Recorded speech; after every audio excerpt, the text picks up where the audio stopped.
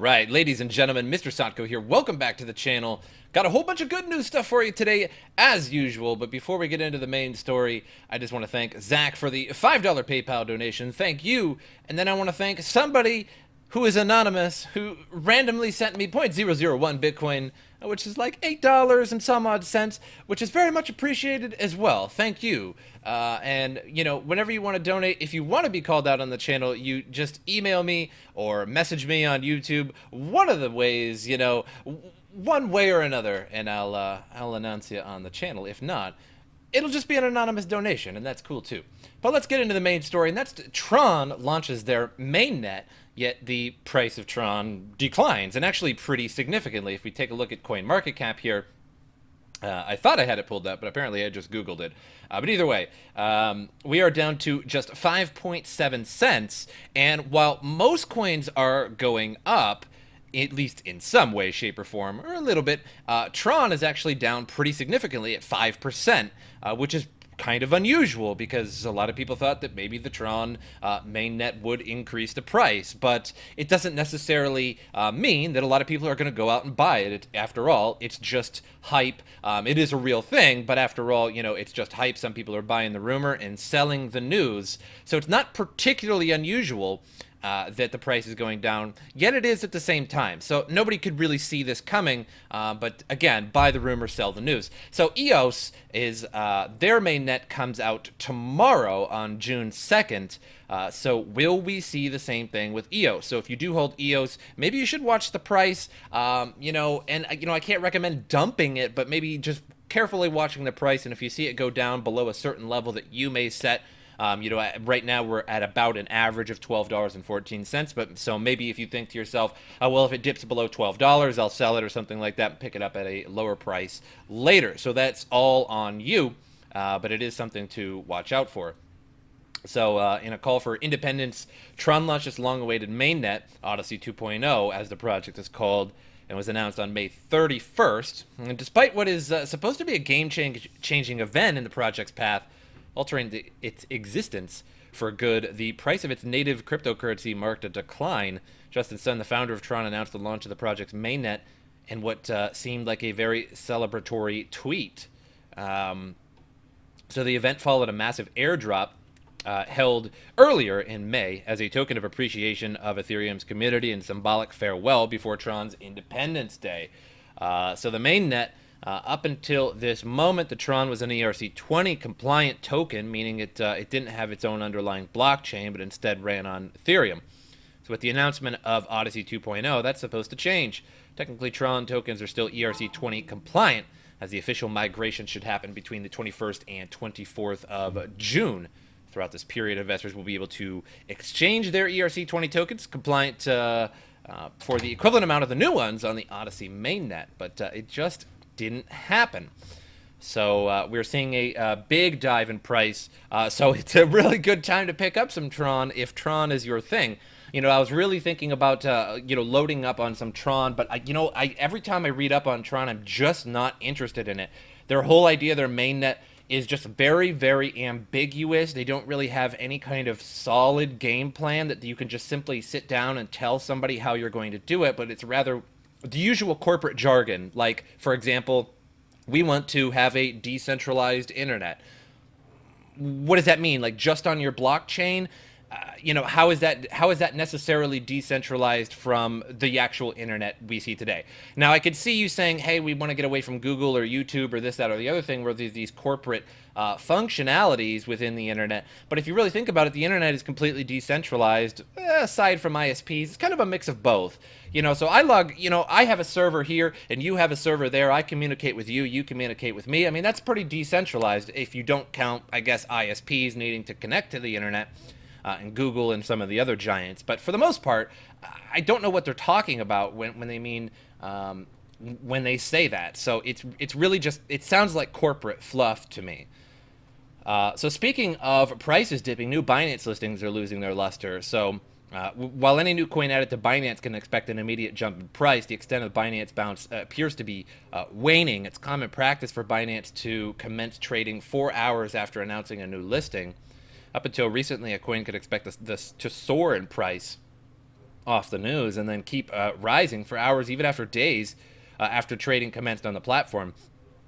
And over the past month, the trajectory taken by new coins has changed, however. The price is still sure to soar, but now its appreciation is typically very short-lived, which kind of always has been the case for a lot of coins anyway, and more akin to that of a classic pump and dump. So Binance has no desire to pump coin prices. It's merely an unavoidable side effect of adding new assets. Traders, on the other hand, who have had little to crow about in a lengthy bear market, tend to be very fond of the resultant spike, which provides an opportunity to make or lose a lot of crypto in very little time. The reason why Binance coin listings have gone from a sustained price increase to flash pump are likely to be twofold and mirror those which occurred at KuCoin earlier this year. So in April, Binance listed just 4 coins: Golem, Cloak, Cardano, and Grosso coin. So Gross tripled in price and then doubled again in the space of 10 days, eventually doing a 5x. So Cardano, which had already had high liquidity on other exchanges, grew by a third after its Binance listing. Cloak rose by 25%, Golem by 40%. And then in May, Binance doubled its monthly listing ratio from 4 to 8. In total, added Theta, Civic, Skycoin, Zcash, True US Dollar, which is just amazing because it's so tied to the US dollar, Augur, Bytecoin, and Loom. All these coins pumped in price, even supposed stablecoin True US Dollar. But often the effects are short-lived. By the time Civic opened for trading, for instance, it had almost returned to its pre-announcement price. So this happens a lot. This isn't particularly surprising for me. People are just really dumping coins, and it's not just ICO coins. I mean, these coins have been around for just a little while and then got added to Binance. But this is really expected. People buy the new coin. They see it's going to rise. And you know what? This is just a trend anymore. So everybody knows that as soon as a new coin is going to get listed on an exchange, that it's going to rise in price. For example, Zcash got listed on Gemini. Zcash has been around for a while. There's really no reason for it to rocket in price for no reason. It's been around for a while. It should have found a somewhat stable price. And I know that's that's kind of a funny joke because we're talking about crypto, which goes up by just, on a whim, just wherever it wants to every day. But it goes to show that, a coin has been around so long, it gets put on Gemini, an exchange that honestly isn't really even that big, and it just explodes in price. It literally went up $100, from $300 to $400. That's a massive change. That's more massive than, like Bitcoin going from 9,000 to 9,500 or 9,000 to 10,000. I mean, it's huge. So this happens all the time.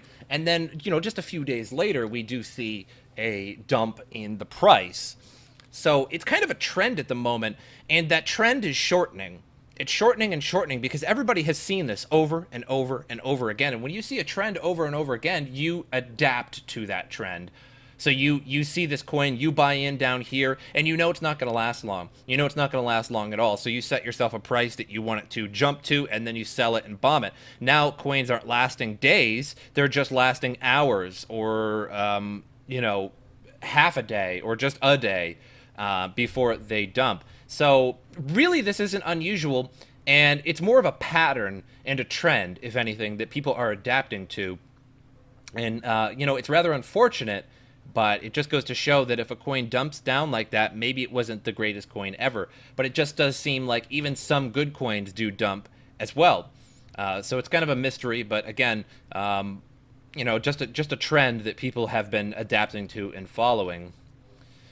So Visa card payments failing in the UK, Europe, highlighting need for decentralized options. So this is all over the news today. Basically, wherever you go, whatever crypto Reddit, whatever crypto news site, probably mainstream media too. Not really sure. But Visa has said that their card payments are experiencing disruptions across Britain and Europe. The BBC reports today on June 1st. So yes, it was in mainstream media. So Visa, which handles over 150 million transactions a day, tweeted about the service disruption, noting that they will keep updating as they resolve the situation. Of course you will. So here's one of the tweets saying that, the usual corporate, we were experiencing a service disruption, which we will get on as soon as possible, and we will email you back in 4 to 7 weeks when we have found a solution to your problem. In comparison, the Bitcoin's decentralized network has been functional, 99.99% of the time since its inception. So according to payment system regulator, the problem is isolated to solely Visa card payments. So Barclays and the Bank of Ireland told their customers to withdraw cash using ATMs. Other banks, including NatWest and HSBC, tweeted about Visa problem, noting that MasterCard transactions are not affected. So according to the BBC, the supermarket chain Tesco has said that the Visa problem is affecting customers using contactless payment, but not those using chip and PIN payment systems, which is pretty much like everybody. Like contactless payments, that's like where you swipe your phone. Isn't that what we're talking about here? I have a smartphone, but I don't use any kind of contactless payments. Call me an old man or something, but I don't see the point. I can just pull out my card and put in the chip or my PIN. It's not a problem. Like my life is not so complicated that I need to ease my life by just going whoop and swiping my Visa card. Maybe I should get on it. I don't know. Maybe it's awesome, but this shouldn't be a problem. Now that I read that, I literally just got a call from a telemarketer as I put my phone down. My phone said telemarketer on it, so I just went boop on that. Normally, if I wasn't on a recording, I would have probably answered that and tell them, let's see, something weird. How about that I was naked, covered in mustard, and throwing my body against the walls and then quickly hanging up on them, just to give them something fun throughout the day, something good to hear, So here's the problem that I see with this. Now, mind you, excuse me, before I get into this, SegWit and Lightning Network has vastly reduced the fees of Bitcoin, very much so. And you could consider other altcoins as well, but I'm going to talk about Bitcoin here, and that, Visa handles 150 million transactions a day, and if Bitcoin were to try and do 150 million transactions a day, the blocks would be completely filled to the max, and with transactions would be backed up for days, and the fees would go back up to $4, $5, $10, $20 a pop. Now, mind you, Lightning Network hasn't been implemented in a lot of areas, and SegWit has been around for a long time, I think since November of last year, but it's really up to providers of Bitcoin transferring services and things like that to actually implement SegWit. Now, if you're walking around with a Bitcoin Core wallet in a laptop, that might be a different story. But like if you're using Coinbase or something like that, they just recently added SegWit. So, in comparison to Visa and MasterCard, as much as I prefer crypto to, of course, corporate Visa and MasterCard, they're still far superior. Centralized systems are much faster. Whether you want to admit it or not, centralized systems are much faster, because here's how that works. I go to the store, I swipe my card, that information goes to the mainframe of Visa, wherever the local server happens to be in whatever major city. That gets processed and boom, sent right to the grocery store that I just bought something from. Whereas Bitcoin, I need to send it across the network, and every node, virtually every node has to understand that transaction. Because in a decentralized system, if one node doesn't understand, or if just a few of those nodes do not see that transaction, then they don't know who gained additional coin and who lost coin in that transaction. And that could mess the whole thing up. So it has to go out to every node. So SegWit and Lightning Network are really helping that, but we got a long way to go, because as much as I hate to admit it, centralized systems are significantly faster because they don't have to go out to everybody. Just imagine it this way. A centralized system would be like, let's say you and your neighbor are making a transaction. He's like, hey, I'll mow your lawn for $20, and you're like, okay. And so you give him $20, and your neighbor has to tell their bank, which is the other neighbor. And that's a centralized system. Everybody tells this one neighbor that they just received $20, and he goes, okay, fair enough, I'll put $20 onto your receipt there. Whereas a decentralized system, everybody in the neighborhood would have to be aware of that $20 transaction that you just gave somebody. Everybody in the entire neighborhood. So you'd have to go door to door to door to door. And mind you, it's much faster with electronics, but the example remains the same. You'd have to go to door to door to door, and everybody would have to write it on their ledger that you now have $20. Now, there are big advantages to decentralized systems, which we're not really going to get into, but it just goes to show we got a long way to go to make it a lot faster. So here's a few lies that your economics professor will tell you about Bitcoin. It's kind of interesting. So it's created out of nothing. Paradoxically, although it is created out of nothing, it will offer no possibility of money creation. First, Bitcoins aren't created out of nothing. Second, it's already being accepted as a medium of exchange in many places online across the globe for goods and services. Then it's de facto money. I mean, technically, fiat money is essentially made out of nothing. The only difference is that the government says you can pay your taxes with this. So furthermore, energy, coding skills, resources, and you know what, actually, I hate to interrupt myself, but several states are actually starting legislation to accept Bitcoin. I know Arizona did. I think, what was it, Florida or Georgia? I can't remember, but other states are working on it as well in the United States, and some governments around the world have accepted it for their taxes. So that just goes to show. So furthermore, energy, coding skills, resources, time spent on the software, hardware development, and production are just some of the components required to run and maintain the Bitcoin network. No elasticity.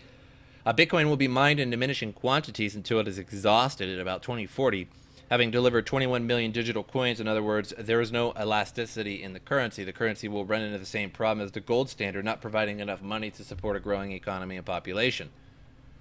First, Skidelsky is off by a century, as the last Bitcoin will be mined in 2140. Oh, yeah. That even got me, too. I admit that even got me, too. It's supposed to be 2140, which I've said numerous times on my channel, but you guys got me with your quote. Though most will enter the supply by 2030. Second, the problem was never with gold itself, but the debasement of gold and thus a distortion of value. For example, most scholars believe it was the clipping of gold coins that was largely responsible for the fall of the Roman Empire. The publicly verifiable and immutable ledger of Bitcoin ensures that this monetary network can't be tampered with, unlike fiat. Third, unlike gold, a Bitcoin is merely the name of a digital unit. This makes it highly divisible. In fact, the smallest unit is 100 millionth of a single Bitcoin. Called a Satoshi, the eighth digit, making it possible to send tiny fractions of a penny at current market prices. This can't even be done with fiat today, let alone physical cash or metal coins. This, in fact, makes Bitcoin the most elastic form of money ever created, as the 21 billion digital units equal to roughly over 2 quadrillion Satoshis. According to the calculations presented here, what's more, the new two-layer applications built on top of the Bitcoin blockchain, such as Lightning Network, will enable the ability to send even smaller amounts off-chain. So now, you know, ever created as the 21 billion digits equal to quadrillion, there are some coins that have more coins and maybe more digits. I know that Ethereum ERC20 tokens can be divided into, I believe, 16 digits. So technically, you could probably actually have more with that coin, but who knows? Who's keeping track? You know, who's keeping track? Nobody. Deflation will lead to hoarding. Hoarding is a pejorative term for saving. If there is no saving, then there is no capital, and there could be no capitalism without capital. The deflation death spiral argument against sound money is an overblown theory perpetuated by Keynesian economists, which is refuted here, which is a link. In fact, some argue that saving actually leads to greater consumption in the long run. So he explains this concept in his book. A society which constantly defers consumption will actually end up being a society that consumes more in the long run than a low-saving society, since the low-time preference society invests more, thus producing more income for its members. Even with a larger percentage of their income going to savings, the low-time preference societies will end up having higher levels of consumption in the long run, as well as a larger capital stock. You can also read more about the advantages in the BitMEX research. So inflation. Skidelsky doesn't specify which cryptocurrencies provide no security against inflation. What? Skidelsky doesn't specify which inflation he's actually referring to, the money supply inflation versus price inflation, though the two are correlated. The latter is an integral feature of fiat currencies, whose value is guaranteed to depreciate over time as more money is printed. So silently robbing you of your purchase power since 1913. Oh, yeah. And when they mean 1913, they mean the central bank. $20, you know, I don't know if this is entirely true, but it does go to show that there is definitely inflation. I mean, your $20 in the 70s or 60s would buy you a big cart of groceries compared to the $20 today, which is definitely true. But I don't know if it's exactly accurate with the picture. Deflation, protecting you from the Federal Reserve since 2009. So shows 1 Bitcoin in 2011, which wasn't worth very much, buying you a little bit, and now in 2014, this picture is probably pretty old, it's buying you a whole cart of groceries. So the idea is that the Bitcoin inflation over time, it deflates over time because, we're inflating for a little bit while we're creating more coins. And then once 21 million coins occurs, then it's starting to deflate because nobody's producing any more coins. And people are losing coins. Coins are kind of going missing. Coins are being saved. So sooner or later, the incentive for governments and central banks to print more money becomes irresistible to the detriment of the population. Inflation is also sometimes referred to as a hidden tax that is much easier to impose on citizens as opposed to direct taxation. So you can see the inflation of the monetary base here just cruising. On the other hand, Bitcoin's monetary supply is not only controlled, but it is fully transparent and known to all. Even the gold supply cannot be as accurately predicted, whereas the 21 million digital units that it will ever exist are a key property of the Bitcoin protocol to cement its period.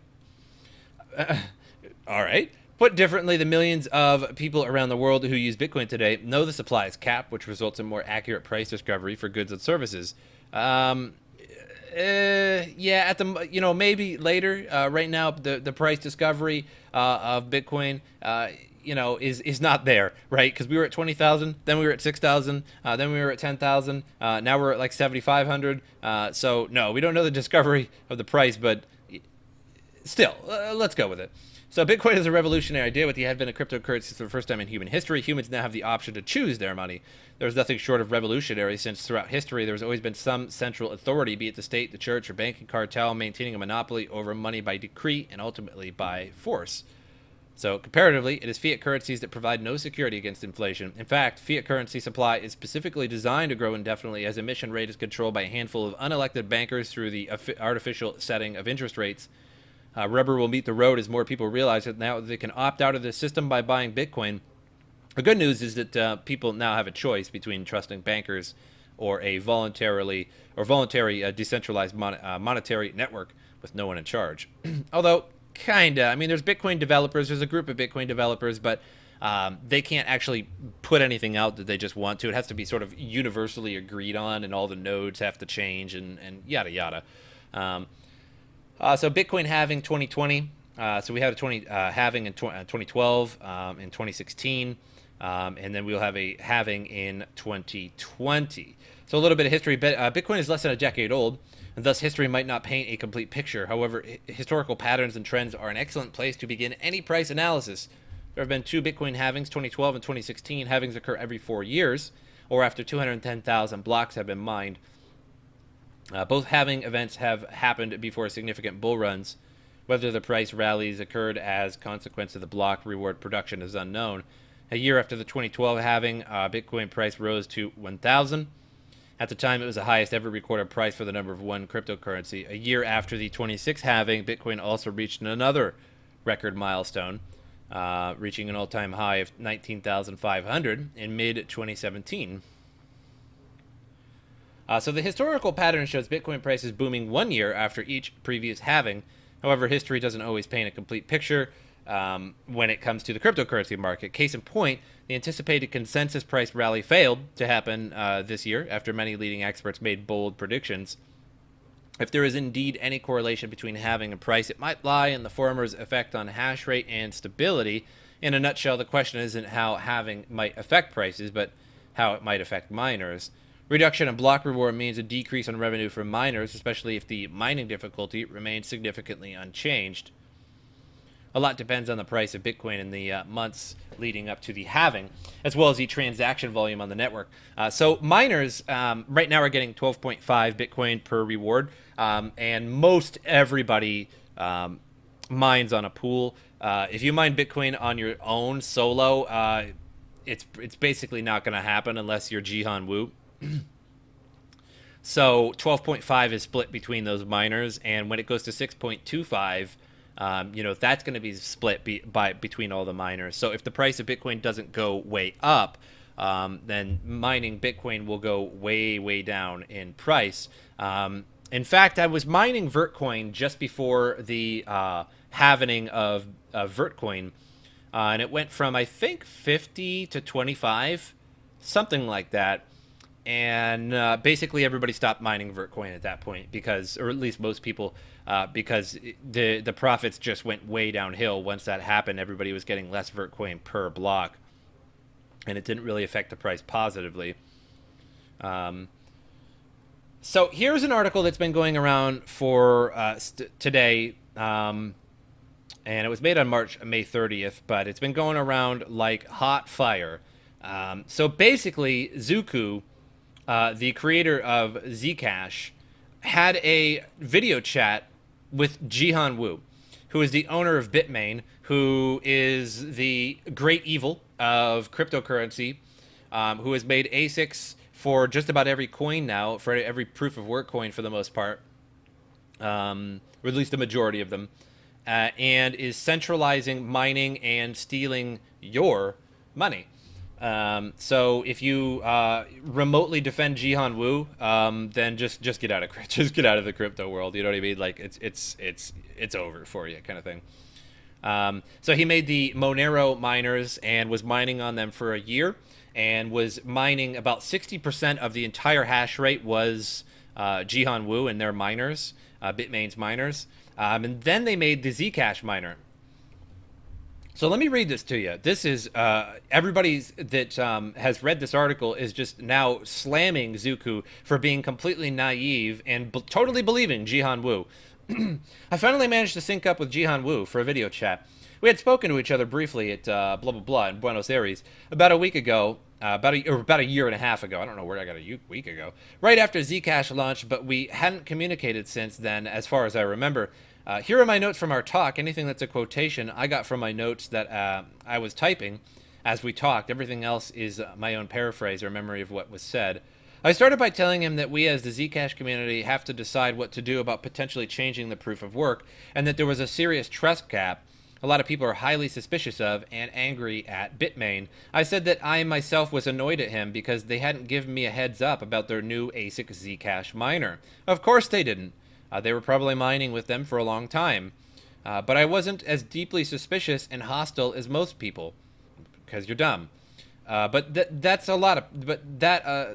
lot of people, including people that I need to work with in order to maintain and improve Zcash, are very suspicious of Bitmain, and that this trust gap prevents cooperation to produce value for everyone's benefit. Jihan said that they are in China, and there is a large communication gap between them and the West. So that, no, there isn't. It's called a tweet. That's it. Like, what do you mean? We live in 2018. All you have to do is tweet. Create a memo. Anything. The internet, remember that thing? So that they don't know how to communicate to Westerners. Google Translate. That will probably do. I mean, really. He lies, and everything he does, like, I wish a meteor would just crash down on the Bitmain. I wish it would so bad. When everybody's not working. Okay, I don't want anybody to die, but I just wish it would just be like, bam! Like a what was that event in, like, 1908 that, like, the meteor hit in Russia and it just flattened all the trees in the big area, the Tunguska or something event or something like that? I can't remember. Something like that. Just wipe it out unbelievably. Just shatter it. No pieces can be found.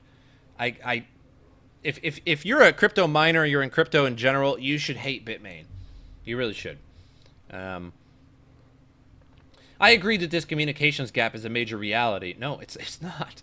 Since that, I have the reciprocal problem. I don't know how to communicate to people in China.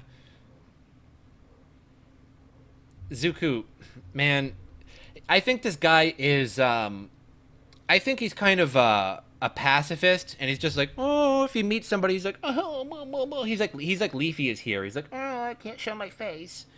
I agreed that this is a problem, even though we have literally Google Translate, which can just just translate things. We have translating. It's a joke. It's a lie. Jihan said that a specific group had taken advantage of this communication gap to spread a lot of lies and conspiracy theories about Bitmain. All right. By telling you what he said in our conversation, I'm not endorsing it. I'm just telling you what he said. And Bitmain didn't know how to counteract those lies over the communications gap, so they had adopted a policy of just not engaging. Right, I'm sure. Excuse me. Hiccup. Being quiet and just releasing their products without saying anything. For example, he said, we don't even say that the Z9 Equihash miner is for mining Zcash. Really? With the Z in front of it? With the Z and the Equihash? And Z? That doesn't mine Zcash? Oh, okay. You just don't say it directly. I get it. I get it. I said that a large fraction, maybe 60% or so, of the Monero hash rate had disappeared from Monero and switched to XMO, which is one of the forks that was left behind, and asked that if that was Bitmain's mining operation. He immediately replied, no, it was not us. We released the Monero miner right after the samples. Oh my god, it's the biggest blatant lie I've ever heard in my life. So this is a bigger lie than the O.J. Simpson case. You got to be kidding me. Right after our samples. So who else is 60% Monero, 60% hash rate? Whose hash rate was that? All the other Monero ASIC miners that don't exist? What are you talking about? It's like, this is one of those things where you don't physically have the proof, but you know what happened, right? It's kind of like when you come home and your dog is eating a bag of Oreos, or rather, there's Oreos all over the floor, and like, everything's all a mess, and like your couch is torn up a little bit, and you look at your dog and you're like, hey, did you do this? And, even if you don't have any evidence of that, right? You don't have him on camera, but I wonder who else did it. It's kind of like one of those things where you're just like, well, nobody else was here at the time, so kind of had been you. Or like you have a roommate and you get home and you're like, hey, all my stuff is gone. Like, what happened to this?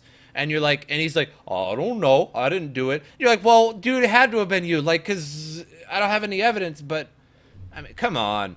For what it's worth, I didn't get the feeling that he was lying about this. What a pansy. What a pansy. I felt like I would tell Jihan Wu to his face that he was lying if I was in an interview with him. Jihan Wu, come on over to America. We'll have a chat. I felt like he was telling the truth. I asked him again if they had been doing any Monero mining with ASICs, because it really seemed like someone must have been. And he said something like that he saw the theory that there was a large-scale stealth ASIC miner, and that he hadn't had time to look into it to tell if it was real or just a hypothesis, but that in any case it wasn't them. Again, he sounded sincere to me. Okay, well, let me just tell you, Zooko, that people can sound sincere and still lie to you. Okay? That's not hard, right? People can sound sincere and still be lying to you. It's called lying well. I said that the hash power that stopped mining on Monero appears to have been moved to XMO, and that XMO is sponsored by Bitmain Antpool. He said Monero Original contacted them and provided the sponsorship, but it is not something that they are actively seeking. All right. He said, we have never been doing any stealth mining strategy. He said that the reason they decided not to use stealth mining is that they wouldn't be able to keep it a secret. He said they have 2,000 employees, and a large-scale mining operation would require hundreds of employees to be involved in the whole process. Is it written down anywhere? Your policy about this? He said, no, it's not written down. Of course it's not written down. And yes, you were mining in secret. It's like, where else did that hash power come from? Where else is this hash power coming from? What do you mean? I asked whether they use a pool for their own mining operations. I said, assuming that their mining operations are sufficiently large, they might not even need to use a pool at all. He said that this was a good point, and technically correct, that a large enough mining operation wouldn't necessarily need to pool, but that they point their mining operations at their own pool. So the thing is that with Bitcoin mining, and most mining in general, you have to mine with a pool, so you get little portions of it. However, you can mine with no pool. You can just mine on your own and find an entire block on your own. In fact, when Bitcoin first came about in 2009, 10, I don't know, about 11, 12, 13, people were mining on their own, and they would just leave a whole room filled with GPUs mining and mining and mining, and they would get nothing for weeks at a time. And then somebody would end up finding a block, like sort of like the lottery, being lucky, and you would get 25 Bitcoin for finding this block. So you would make tens of thousands, who knows how much money. At the time it was, I'm not really doing the math in my head, but you'd get a lot of money for that because you get like 25 Bitcoin. You wouldn't just be getting these fractions. But nowadays that's really not possible with virtually every coin. You can, and you could sit there and mine for weeks and weeks and weeks on Vertcoin and finally find a block and get yourself 25 or whatever Vertcoin. But it's honestly really not worth your time because you could mine for months and months and never find a block. But when you have thousands of ASIC miners and warehouses after warehouses, there's pictures online of Google showing the Antminer warehouses in China from Bitmain, and they just have warehouse after warehouse after warehouse in a line, all filled with Antminers, S9s and the L3s, and probably many others. So they could essentially find their own blocks. So I asked, are you mining Zcash right now? He replied, are we mining Zcash right now? Yes, I think so. You're the CEO, and you think so. Because there is already some sample miner produced, and we have also opened the service for mining Zpool and Zcash and Antpool right now. And we have a few miners right now in testing. Just a few. Just a few. Just a few. And right now, I think in 1 week or two, our first batch of ASIC miners will be shipped. Just a few miners. Remember, they're a really good company, guys. They're just using a few of the miners to make sure they work. Okay? Just a few. Not like 8,000 of them. Just a few. And there was a lot of people on Reddit, and I can't verify if this is true because I never ordered one myself, but the X3, isn't it called the X3? The Monero miner from Bitmain? I'm pretty sure. I pretty much just let it go past my head because it's just a garbage miner. Showed up at people's doorsteps, and when people ordered them, and when they opened them up, they were dusty inside. And how does dust get inside of an electronic device without the fan ever running? They could have been just sitting around in a warehouse for a while, but how does it get inside of it? Is that a thing? I sure know that my computer gets dusty when I haven't cleaned it out for a while and run it, when it's running. So that tells you something, that a lot of people are receiving these Monero miners that clearly have been running. Again, I had the feeling he was telling the truth here. Oh, you're telling the truth. Oh, okay. I asked if they operated GPU mining. He said that they don't have a very large GPU mining farm. They don't have a very, very large GPU mining farm. They may have some, but it's just for a development use case for their own mining pool. They don't have a large farm. I mean, just a few warehouses. I mean, it's not that large, right, guys? Come on. That, I said, I'm thinking how to say this respectfully, because you are a much more successful businessman than I am.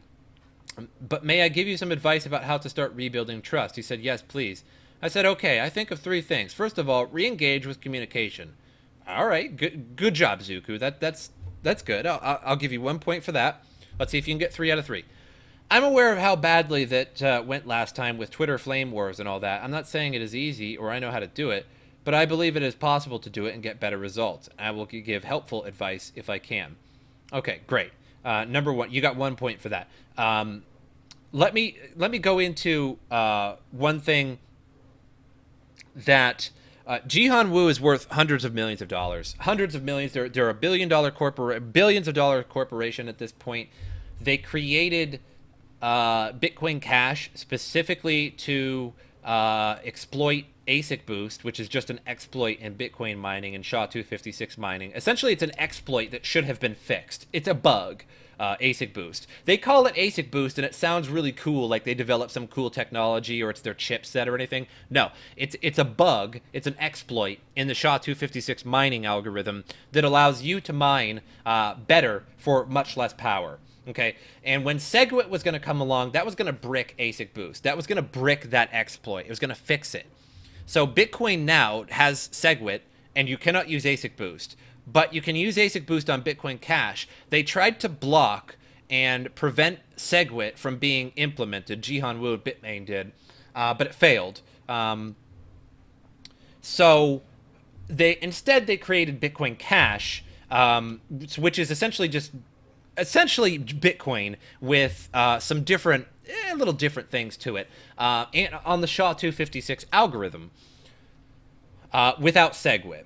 Instead, they would just increase block size, which will not work in the long run, and so that they could mine Bitcoin Cash with their ASIC miners, with their S9 miners that they make, for 30%, 20 to 30% efficiency, which would make them $100 million in a year's time.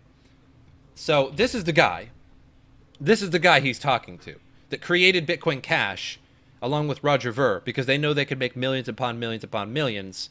And that if they didn't create it, they would just have to keep mining regular old Bitcoin, but at a 30% less efficiency, right? So if you're a corporation, of course you're going to do that, right? Especially if you're a shady corporation. So second of all, commit to policies in writing. In a large and well-organized Western company, if there were some issue that had important consequences, they would write down a policy saying that the company will and won't do it precisely, and post it for both internal and external people to know that the company is committed to, and they would explicitly update if the policy changes. Okay, all right, I'll give you 2 on that one. I'm not too impressed with that, but sure, they need to. Third, transparency. Bitmain will have to be much more transparent than a smaller and less important company than would have to do with a similar level of trust. So I advise you to disclose to the public a whole bunch of information that might be uncomfortable or problematic, that a different company wouldn't need to reveal, such as corporate structure, who owns what's your policy about stealth mining. Start publicly publishing a bunch of statistics, like once a month, once a quarter, and about how much hash rate your mining operation is running. Disclosure about non-production mining. So, and as I said, you should really show up at Zcon. So I'm done with this. This is ridiculous. It goes on and on, just filled with lies. So here's the thing about ASIC miners. Here's the question you need to ask yourself on a personal level. Sit down with good old you. Mirror yourself out like in some Zen way and put yourself in front of you. And ask yourself the question, why, if these ASIC miners are so profitable, why would a company sell them? I'll give you a few seconds. Because they secretly stealth mined it, and then when the profitability went down a little bit, they say, okay, we're going to go on to our next batch, our next model, our next upgrade, whatever, and then sell these ones. For example, they were mining the Monero miners. Just before the Monero miners shipped out, they had a particular hash rate, okay? So I went and was like, well, I wonder how much these are going to make every day, per day. I typed it into a Monero calculator, their hash rate, and it was $200 a day. If you had that same hash rate with GPUs or something like that, you would make $200 in Monero every day. That's crazy. That's super good. However, the problem is that by the time these shipped out to you, Monero would have already switched their algorithm a little bit, a network upgrade, to Kryptonite v7, and the ASIC miner would not be able to mine it. Therefore, you would not get $200 a day. So if Bitmain was mining with these ASICs in stealth, clandestinely, if you will, for nearly a year, can you imagine how much money they were making back then? Now, Monero was worth less money back then, a year ago, right? So you wouldn't be making $200 a day in it, maybe. Maybe you'd be making more or less. I'm not sure. Just imagine how much money they were making a year ago with when they're the ones that are making 60% of the hash rate. Okay? So then it's down to $200 a day. They get the word from the Monero developers that they catch wind of it on the internet that they're gonna fork. So then they bring it out, like literally days later. They're like, oh, look, we have these Monero miners for sale. That's convenient. So now imagine these Zcash miners. They make about $50 a day, last time I checked anyway, which was a little while ago. based on their 10,000 sol hash rate. So if you had tens of thousands of these that you're making, you could make millions and millions and millions of dollars a year. So why should you sell them? If they were clandestinely using these Zcash and S9 miners and all these miners, why sell them? Why sell them? That would be like me selling a miner that makes me $50 a day for $2,000. Now, so I would only need to wait about 2 months to make my money back. So in a year's time, I would have made well over $2,000. So why would you trust anybody that sells you these so cheap when they make so much money every day? Of course, difficulty will lower that price over time. Difficulty and rising and lowering prices, yada yada. You might end up making a little bit less. By the end of the year, you might only be down to like $40, $30 a day. But even still, that's really not that bad, particularly if you had a few of them. So why would these companies sell them? And it's because that they're mining them initially when nobody else has an ASIC miner for this proof of work coin. Therefore, they're mining them with exceptional hash power and exceptional efficiency compared to your GPUs or my GPUs. Then when that price goes down a little bit and they're just about ready to start working on their next project or their next upgrade, then they sell them. Then they get their next upgrade produced. They start, and then they start clandestinely mining with those. So it's a big problem in the world, these ASIC miners. They are really ruining it for everybody, for sure. Me, you, everybody except for themselves. So we're seeing a little bit of green today. We're at about $330 billion market cap. Things are starting to go down a little bit, but overall, we're not doing too bad. We dipped to nearly under 300 billion, but we got a long way to go. No bull run just yet. Tron, unfortunately, taking a big hit after the mainnet launch. So keep an eye on EOS if you hold that. Because the mainnet is tomorrow. So we may see either an explosion in price, we may see a dip in price, and I can't really tell you what is going to happen, which is which, because when the mainnet goes live, a lot of people's EOS in Ethereum wallets are going to be stuck for a while. If you don't register it or you don't put it on an exchange that will do the swap for you, you will have essentially bricked EOS coins. Until EOS decides to fix that in some way. How they're going to do that, I really don't know. So not everybody. I think the majority of people have registered their coins, and the majority of people have put them on an exchange that will do the swap for you. But there's always going to be those people in the world. There's always going to be those people in the world that are going to have their coins locked up, and then they're going to, a few days after the mainnet launch, they're like, my coins can't be moved. And you're like, well, we told you about this for months now. There was announcement after announcement after announcement. So that could create a weird sentiment. But the thing is those people with brick coins that might be angry, that would normally want to like sell their coin and get away from that coin, can't do it. So they can't affect the market. So this is going to be a weird thing that we're going to see. So keep an eye on that coin for tomorrow. But I hope you guys enjoyed this episode. And as usual, I will see you guys next time.